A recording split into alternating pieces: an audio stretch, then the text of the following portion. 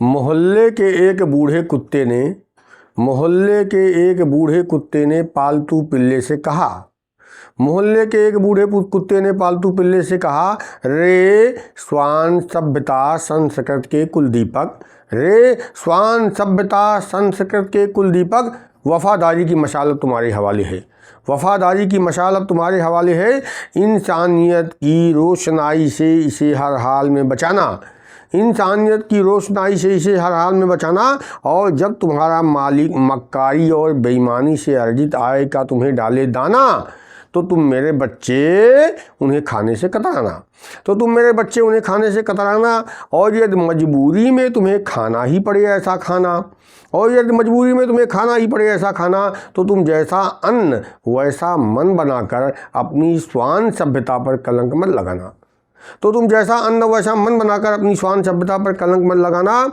और जब तुम्हारा मालिक तुम्हें इंसानी संबोधनों से चाहे बुलाना, तो कुत्ता कुल गौरव संबोधन देखिएगा, तो कुत्ता कुल गौरव तुम शर्म से अपना सिर झुकाना, जैसे भी हो आदमियत के लक्षणों के संक्रमण से अपने आप को बचाना, जैसे भी हो आदमियत के लक्षणों के संक्रमण से अपने आप को बचाना। और वफादारी जिसे अपने बाप दादों ने आज तक पाला है हर हाल में निभाना, और वफादारी जिसे अपने बाप दादों ने आज तक पाला है हर हाल में निभाना। भगवान भैरव ने हमें अपना वाहन बनाया है, उनका भरपूर प्यार हमने भी पाया है, किंतु इस इंसान से तो प्यार से ज़्यादा दुत्कार ही पाया है। मान अपमान को भुलाकर फिर भी हमने कर्तव्य को निभाया है। अरे इतिहास साक्षी है कि हमने जिसकी जूठन तक खाई है उसके आगे पीछे हमेशा दुम हिलाई है।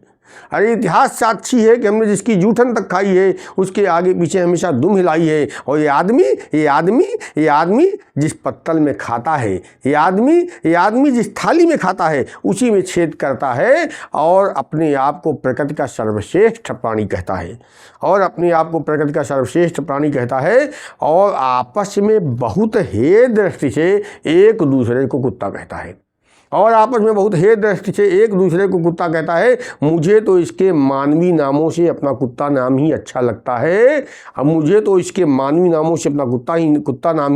है। कुत्ता वफादारी का प्रतीक बनकर आज भी मिसाल रखता है। अरे आदमी होकर, इंसान होकर इंसान के धर्म को निभा नहीं पाया, तो कुत्ते के धर्म को क्या निभाएगा।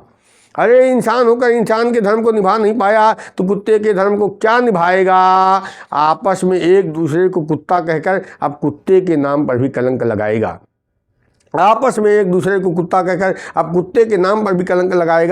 हमारे काटने और चाटने दोनों को तो इसने बुरा बतलाया है। सुना है हमारी काट को निष्प्रभावित करने के लिए इसने कोई इंजेक्शन तक बनाया है।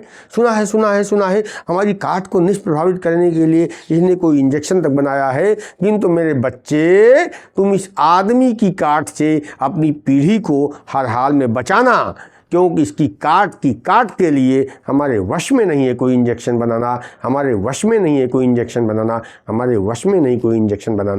धन्यवाद।